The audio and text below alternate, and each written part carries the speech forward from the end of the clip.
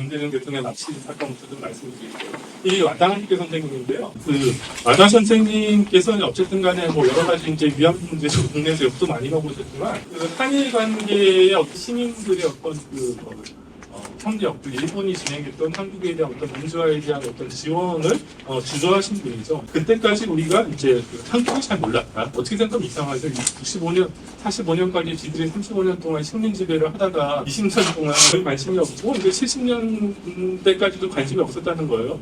이 사람들은 어쨌든 간에 전과 전후가 단절이 되고 자기네들은 평화로운 일본이고 그래서 베트남 전쟁에 대해서 반전운동을 하고 한국에 대해서는 이제 크게 관심이 없었다가 관심이 생기기 시작한 게 1972년 유신이 발생하면서 그렇고 때마침 한국에서 유신이 시작되니까 일본 사람들이 이제 많이 보는 세이카이라고 세이키라는 잡지가 있습니다.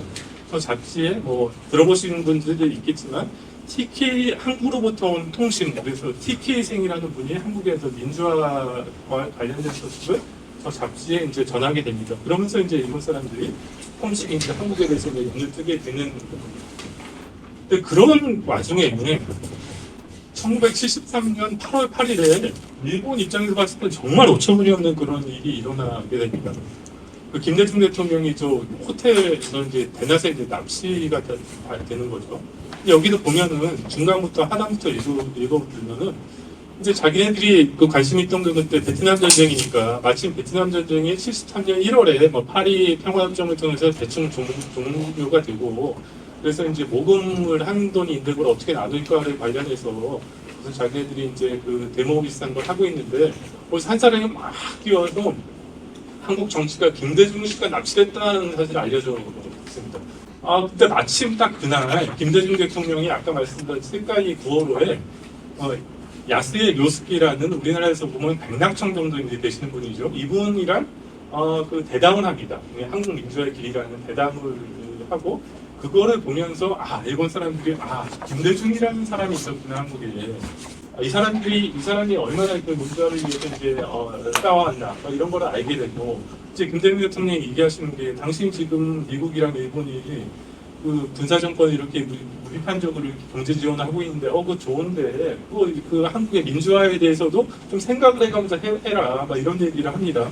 그래가지고 이제 그 일본 사람들이 굉장히 큰 충격을 받고 굉장히 강렬한 인상을 받게 됩니다. 그러고 나니까 이제 김대중 대통령을 이제 일본 그 92년 유신 이후에 망명 비슷하게 된 다음에 이분을 이제 일본 사람들이 알아보는 거죠. 이제 가운데 계신 분이 우스노미야 노부마라는 분이고 이분이 자민당 위원인데 자민당 위원에서 가장 리얼한 분입니다. 그래서 이분이 자기가 만든 리버럴한 자민당 의원들의 모임인 아시아 아프리카 문제 연구회에 김대중 대통령이 불러서 강연도 시키고 근데 김대중 대통령이 일본에만 계신 게 아니고 그때 뭐 왔다 갔다 하시잖아요.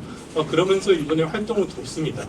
그랬더니 이제 김대중 대통령이 갑자기 사라졌다 그러니까 무슨이냐 도쿠고 말하는 분이 깜짝 놀라가지고 방방 곳곳에 이제 전화를 합니다. 김대중을 찾아내라고 해서 일본 관방장관한테 전화하고 경찰청장한테 전화하고 난리가 이제 나고 이제 김대중을 어떻게 할 거냐 열심히 막 추궁을 하게 되는 겁니다.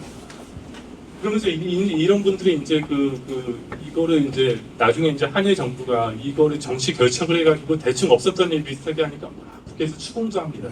그리고 일본 시민사회들은 이거를 그냥 가만둘 수 있는 게 아니다. 그래서 특히 이제 기독교인 중심들로 해서 김대중을 지원하는 모임들이 이제 생겨나게 됩니다. 그러니까 그런 그룹에서 같이 활동하셨던 분이 고노 료에이라는 분입니다. 저분이 이제 1993년에 그 유명한 일본군의 어떤 위안부 제도를 만드는데 군이 관여를 하고 동원 과정에 강제성이 있다는 것을 인정한 고노다마를 발표하신 분입니다. 근데 저 때부터 이제 김대중 대통령과 고노 료에이가 이제 인연이 있고 이제 김대중 대통령에 대해서 존경하는 마음을 갖게 되고 그랬겠죠. 나중에 그런 얘기를 저분이 이제 토론회에서 합니다. 근데 그거는 김대중 납치 사건은 우리가 이미 다 결론이 나와 있지만 이거는 한웅구 선생님 표현인데 박정희 대통령이 김대중을 납치를 하는 명시적인 지시가 있었는지는 알 수는 없으나 왜 조폭들이 하는 얘기로 쟤만 없으면 저녁에 편히 잘 것 같은데 하는 식으로 간접적으로 그런 지시가 있었고 그거를 이제 이우라 궁정부장님과 이제 이철이 정부 차장보 라인이 이거를 뭐 지시비슷한 걸 해서 저 윤진원이라는 사람, 그러니까 왼쪽에서 네 번째 있는 사람이 김대중 그 납치 사건의 행동대장, 현지 행동대장을 했던 사람입니다. 저 사람이 납치를 했다. 라는 게 이미 다 공개가 돼 있던 거죠.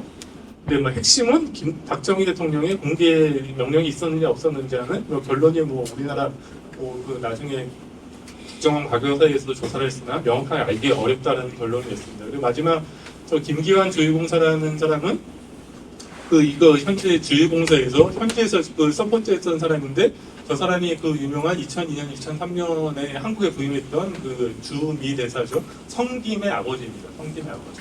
그러니까 저 성김의 아들을 저 김기환 자기를 납치한 사람의 아들을 주유대사로 주한 대사로 임명하는 게 조금 그거는 한국 역사에 대해서 너무 무시한 게 아니냐라고 해서 이제 몇몇 사람들이 김대중 대통령한테 그런 말씀을 드렸는데요. 그랬더니 김대중 대통령 왈 그런 얘기를 절대 입 밖에 꺼내지 마라. 그러면서 이제 이분이 또 굉장히 그렇게 모습을 보였다고 합니다.